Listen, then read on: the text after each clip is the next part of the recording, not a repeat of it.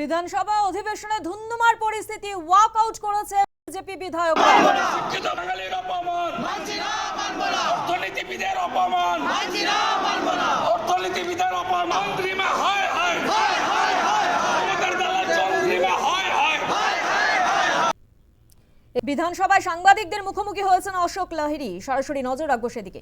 যে ঘটনাগুলো ঘটছে এগুলো বিক্ষিপ্ত ঘটনা নয়, বিক্ষিপ্ত ঘটনা নয় এই কারণে বলছি, যখন কোনো চুক্তি দেওয়া না যায় তখন আমরা রেগে যাই, রেগে গিয়ে অনেক কিছু বলতে শুরু। দীক্ষা ইংরেজি জানি কি জানি না, আমি ইংরেজি কিরম বলি, এইসব সম্পর্কে একেবারেই আলোচনা অপ্রাসঙ্গিক।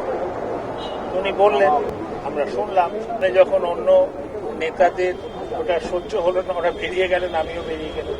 এখন আলোচনাটা হচ্ছে অন্তর্বর্তী বাজেট।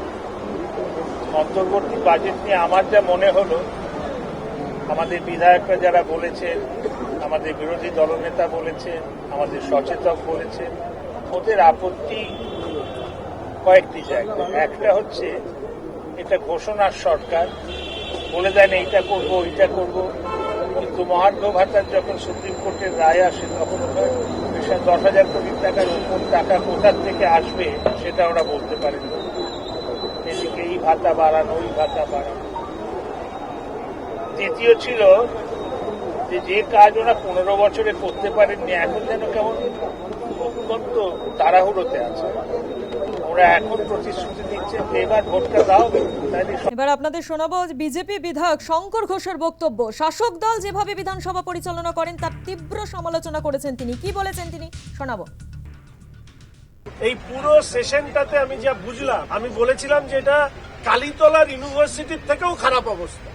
যখন তখন বিএ কমিটির মিটিং হচ্ছে, নিয়ে এসে যখন তখন বিল, কখনো বাজেট, সাপ্লিমেন্টারি গ্র্যান্টের তা নিয়ে ডিসকাশন, কখনো এসআইআর, এইভাবে বিধানসভার চালানোর থেকে ওনাদের যা ইচ্ছে তাই করুন। আলোচনার কি দরকার? বিধানসভায় বিরোধীদের রাখারই বা কি দরকার? তৃণমূল কংগ্রেসের শাসনকালে বিধানসভার এই পরিস্থিতি নিশ্চিতভাবে একজন নতুন বিধায়ক হিসাবে আমার কাছে অত্যন্ত বেদনার। স্বয়ং মুখ্যমন্ত্রী যেভাবে ব্যক্তি কেন্দ্রিক আক্রমণে নিচে করেন এবং অন্যদেরকে উৎসাহিত করেন, এটা রাজনীতির ভাষ্যের পক্ষে অত্যন্ত